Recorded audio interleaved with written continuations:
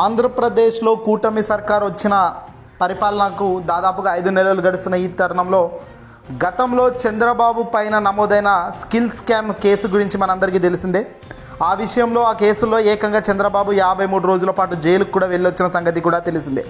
అయితే తాజాగా స్కిల్ కుంభకోణంలో కీలక సరికొత్త విషయాలను బయటపెట్టింది ఈడీ.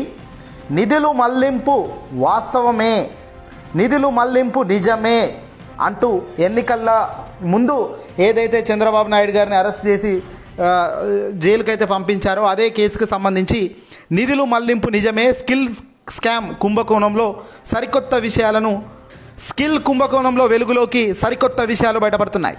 రాష్ట్రంలో స్కిల్ డెవలప్మెంట్ కుంభకోణం అసలు ఎలా జరిగింది, ఎలా మొదలైంది, నిధులు ఎలా మళ్లించారు, ఎంత మొత్తంలో నిధులు మళ్లించడం జరిగింది, అందులో ఎవరెవరు ఉన్నారు, ఎన్ని సూట్ కేస్ కంపెనీలు ఏర్పాటు చేశారు, ఏ ఏ దేశాల్లో ఆ కంపెనీలు ఉన్నాయి, ఆ కంపెనీ ప్రతినిధులు ఎవరు, వారికి స్కిల్ డెవలప్మెంట్ ప్రాజెక్టును నడిపిన వ్యక్తుల మధ్య ఉన్న సంబంధం ఏంటి, మళ్లించిన నిధులను తిరిగి ఎలా నగదు రూపంలో తీసుకున్నారు, ఇలా పలు కీలక విషయాలను ఎన్ఫోర్స్మెంట్ డైరెక్టర్ ఈడీ దర్యాప్తు బృందం పూసగుచ్చినట్లుగా బట్టబయలు చేసింది.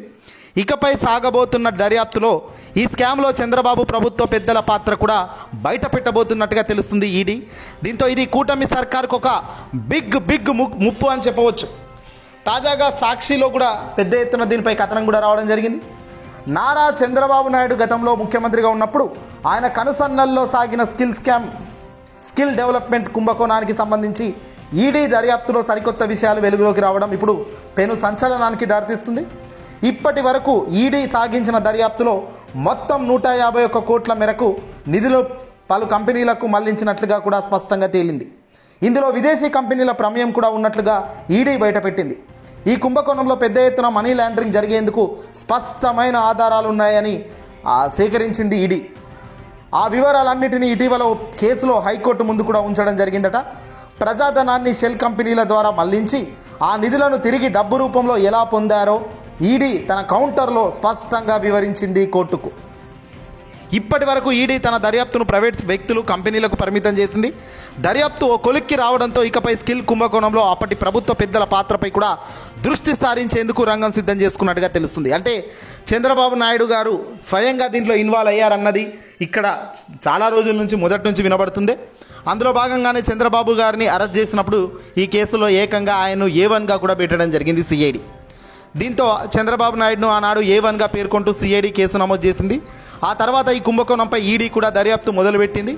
కానీ అన్ఫార్చునేట్ థింగ్ ఏంటంటే 2024లో రాష్ట్ర ప్రభుత్వంలో ఎప్పుడైతే కూటమి సర్కార్ అధికారంలోకి రావడం జరిగిందో ఆ క్షణమే స్కిల్ కుంభకోణంలో సిఐడి తన దర్యాప్తును పూర్తిగా పక్కన పెట్టింది. కానీ ఈడీ మాత్రం తన దర్యాప్తును ఇంకా కొనసాగిస్తూనే ఉంది, ఆధారాలపై అన్వేషిస్తుంది.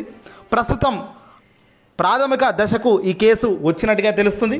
ఇప్పటిదాకా ప్రైవేటు వ్యక్తులను, కంపెనీలనే టార్గెట్ చేస్తూ దర్యాప్తు చేసిన ఇప్పుడు ఈడీ ఏకంగా ఈ కుంభకోణంపై అప్పటి పాత ప్రభుత్వమైన ప్రస్తుతం రాష్ట్ర ప్రభుత్వాన్ని, కూటమి సర్కార్ పెద్దల పాత్రపై కూడా దృష్టి సారిస్తుంది. అసలు స్కిల్ డెవలప్మెంట్ ప్రాజెక్ట్ ఎలా మొదలైంది, ఏకపక్ష నిర్ణయాలు ఎవరు తీసుకున్నారు, ఇందులో అప్పటి ముఖ్యమంత్రి, ప్రస్తుతం కూటమి అధినేత నారా చంద్రబాబు నాయుడు గారి పాత్ర, ఆయన జోక్యం, ఇతర అధికారుల పాత్రపై కూడా ఈడీ దర్యాప్తు పూర్తి స్థాయిలో మొదలుపెట్టింది. మళ్లించిన ప్రజాధనం చివరకు షెల్ కంపెనీల ద్వారా చంద్రబాబు నాయుడికే చేరినట్లు సిఐడి ఇప్పటికే ప్రాథమికంగా తేల్చేసిన నేపథ్యంలో ఈడీ ఈ అంశంపై కూడా లోతుగా దర్యాప్తు చేయబోతుంది. పూర్తి డాటా వస్తే గనక ముఖ్యమంత్రి స్థాయిలో ఉన్న వ్యక్తికి ముప్పు అయితే తప్పే పరిస్థితి కనిపించడం లేదు. చాలా పర్ఫెక్ట్ ప్లాన్తోనే ఆనాటి ప్రభుత్వం వైఎస్ఆర్సీపీ సర్కార్ చంద్రబాబు గారిని పర్ఫెక్ట్ ప్లాన్తోనే పట్టుకుంది. ఇక్కడ తప్పు పెద్ద ఎత్తున జరిగింది, భారీ ఎత్తున డబ్బులు మళ్లించారు. అందుకే ఈ కేసు చాలా కొలిక్కి వస్తుంది. కీలక ఆధారాలు ఇటు సిఐడి సేకరించినా, ఇటు ఈడీ సేకరించినా వాస్తవానికి దగ్గరగానే ఉంది. ఆనాడు వైఎస్ఆర్సీపీ పార్టీ ఆరోపించిన వాస్తవాలకే ఇవి ఊతం కలిగించేలా ఉన్నాయి తప్ప చంద్రబాబు బయటకు రావడానికి కానీ, తెలుగుదేశం పార్టీ చెప్పిన ఏ ఒక్కదానికి కూడా పాజిటివ్గా ఈ అంశాలు ఏవి కనిపించడం లేదు. పైగా చంద్రబాబు నాయుడు గారు దీన్ని తీర్చిదిద్దిన విధానం, చంద్రబాబు నాయుడుకే చివరకు ఆ డబ్బంతా చేరినట్టుగా ప్రాథమిక ఆధారాలు సిఐడి నిర్ధారిస్తే నేడు ఈడీ సైతం అవే అడుగులు ముందుకు వేస్తూ వెళ్తుంది. ఈడీ అంటేనే ఎన్ఫోర్స్మెంట్ డైరెక్టర్ అంటే మినిస్ట్రీ ఆఫ్ ఫైనాన్స్ చేతిలో ఉంటుంది ఢిల్లీలో, అంటే ఇది కేంద్రం చేతిలో ఉంటుంది.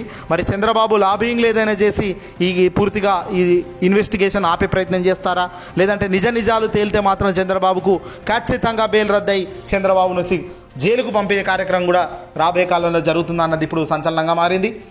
2018 కాలంలో షెల్ కంపెనీలైన ఏసీఐ అలాగే నకిలీ బిల్లులు ఇన్వాయిస్లు తయారు చేసి పలువురికి లబ్ధి చేకూర్చినట్లుగా జీఎస్టీ అధికారులు మొదట గుర్తించడం జరిగింది. సుమన్ బోస్ తదితరులు తమ అక్రమ కార్యకలాపాలకు ఈ కంపెనీలు వాడుకున్నారు. 2019లో ఈ మొత్తం కుంభకోణం గురించి పూణేకు చెందిన ఓ సామాజిక కార్యకర్త అప్పటి ఆంధ్రప్రదేశ్ రాష్ట్ర ప్రభుత్వం వైఎస్ఆర్సీపీ పార్టీ అధికారంలో ఉన్నప్పుడు సమాచారం ఇవ్వడం జరిగింది. దీంతో రాష్ట్ర ప్రభుత్వానికి సంబంధించిన జగన్మోహన్ రెడ్డి గారు ముఖ్యమంత్రి స్థాయిలో సిఐడికి విచారణ ఆదేశించడం, అయితే దాని తర్వాత తీగ లాగితే డొంకంతా కదులుతూ నేడు ఈడి దాకా రావడం కూడా జరిగింది. మొదట చంద్రబాబును A1గా పేర్కొంటూ సిఐడి అరెస్ట్ చేసి 53 రోజుల పాటు జైలుకు పంపించారు. బెయిల్ కూడా వచ్చే పరిస్థితి ఆనాడు లేదు. హ్యుమానిటేరియన్ గ్రౌండ్స్ కింద చంద్రబాబు నాయుడు గారికి అప్పుడు కోర్టు బెయిల్ ఇచ్చింది. ప్రాథమికంగా హ్యుమానిటేరియన్ గ్రౌండ్స్ కింద బెయిల్ పొందిన తర్వాత కొద్ది కాలంలోనే రెగ్యులర్ బెయిల్లు కూడా సుప్రీంకోర్టు ధర్మాసనం, హైకోర్టు బెయిల్లు మంజూరు చేయడం జరిగింది. అయితే ప్రస్తుతం ఈ కేసు చంద్రబాబు నాయుడు వైపే ముప్పుగా తయారవుతుంది. సిమెన్స్ డిజైన్టెక్లో తమ వాటా నిధులను ఇవ్వకముందే రాష్ట్ర ప్రభుత్వం తన వాటా కింద ఇవ్వాల్సిన 330 కోట్లను ఆ కంపెనీలకు ఇచ్చేసింది. ఇదంతా కూడా అప్పటి మంత్రి మండలి ఆమోదం లేకుండా జరిగింది. అలాగే ముఖ్యమంత్రి స్థాయిలో ఉన్న వ్యక్తి చంద్రబాబు ఆదేశాలతోనే అధికారులు కిక్కురు మనకుండా ఆయన చెప్పినట్లు చేశామని దర్యాప్తులు తేలింది. ఇవన్నీ చూస్తుంటే రాబోయే కాలంలో చిక్కులు తప్పవు అనేది క్లియర్గా తెలుస్తుంది. ప్రజాధనం దోచేసుకునేందుకే పక్కా స్కెచ్ అంటున్నారు. ఈ స్కెచ్లో భాగంగా సుమన్ బోస్ మిలాఖత్ అయ్యారు. ప్రజాధనాన్ని దుర్వినియోగం చేసేందుకే ఇవన్నీ కూడా కంపెనీలను సృష్టించి షెల్ కంపెనీలకు మళ్లించి ఆయా షెల్ కంపెనీలు అన్నీ కూడా తిరిగి మళ్ళీ ఆ డబ్బు చంద్రబాబు చేతికే రావడం కూడా ఇక్కడ మనకు క్లియర్ కట్గా సిఐడి చెప్పింది గతంలో, నేడు ఈడీ దర్యాప్తులో కూడా అదే తేలుతుంది. అంటే వాస్తవానికి చాలా దగ్గరగా ఉంది. నిధులు మళ్లింపు అయితే 100% జరిగిందనేది మాత్రం ఒప్పుకోవాలి. మరి చంద్రబాబు ఏంటి ఇటీవల అన్స్టాపబుల్ షోలో అలా చెబుతున్నారు. తాను ఏ తప్పు చేయనప్పటికీ శిక్ష అనుభవించాల్సిన పరిస్థితి వచ్చినప్పుడు కోపంతో పాటు బాధ కలిగినట్టుగా ఎంతో ఎమోషనల్గా తాను చెప్పుకొస్తున్న డైలాగులు అన్నీ కూడా ఉత్తవే. అన్స్టాపబుల్లో ఇటీవల చంద్రబాబు బాలకృష్ణ కూర్చొని మాట్లాడుకుంటున్నప్పుడు చంద్రబాబు తన జైలు సన్నివేశాల్లో జరిగిన కొన్ని పద్ధతులను వివరిస్తున్నారు. అంటే ఇదంతా కూడా ఎమోషనల్గా ట్రాజెడిక్గా ప్రజలను పూర్తిగా డైవర్ట్ చేసే కార్యక్రమానికి శ్రీకారం చుడుతున్నారు. అంటే వాస్తవానికి చంద్రబాబు నాయుడు గారు మొదటి నుంచి స్కిల్ స్కామ్ కుంభకోణంలో అడ్డంగా ఆధారాలతో సహా దొరికినప్పటికీ 10% వాటా ఉన్న ప్రభుత్వాన్ని 2,900 కోట్లు పెట్టాల్సిన ఏ కంపెనీ ఒక్క రూపాయి పెట్టలేదు. పైగా ప్రభుత్వమే తన ఖాతాలో నుంచి 330 కోట్లు మంత్రి మండలి క్యాబినెట్ నిర్ణయం లేకుండా చంద్రబాబు స్వయంగా తన అత్తగారి సొమ్ము మాదిరిగా మళ్లించి ఈరోజు అడ్డంగా దొరికిపోయి ప్రస్తుతం చంద్రబాబు కూడా బెయిల్ మీదే ఉన్న సంగతి తెలుస్తుంది. ఏదేమైనప్పటికీ కూడా ఏ ఒక్క రోజు మనకు ఎప్పుడు కలిసి వస్తున్నాయో తెలియదు, ఏ ఒక్క రోజు మనకు రివర్స్ అవుతాయో తెలియదు. రాష్ట్ర పరిణామాలు, రాష్ట్ర రాజకీయాలలో ఊహించని చిత్రాలు జరుగుతూ పోతున్నాయి. నిధులు మళ్లింపు నిజమే అంటున్నారు. స్కిల్ స్కామ్ కేసుల్లో చాలా ఆధారాలు చాలా దగ్గరగా వస్తున్నాయి అంటున్నారు. మరి ఎందుకు ఇప్పటిదాకా కూడా ఎలాంటి యాక్టివిటీ చేయలేదు? ఈడీ ఇంతే నిర్పక్షపాతంగా, ఇంతే జెన్యూన్గా ముందుకు సాగుతుందా? ఇంతే జెన్యూన్గా నిజాయితీగా నిందితులను ఎవడైతే తప్పు చేశాడో వాళ్ళను అరెస్ట్ చేసే కార్యక్రమం చేస్తుందా? జైలుకు పంపిస్తారా? ఇవన్నీ కూడా నిజంగా తేలాలంటే కాస్త ఓపికతో వెయిట్ చేయాల్సిందే.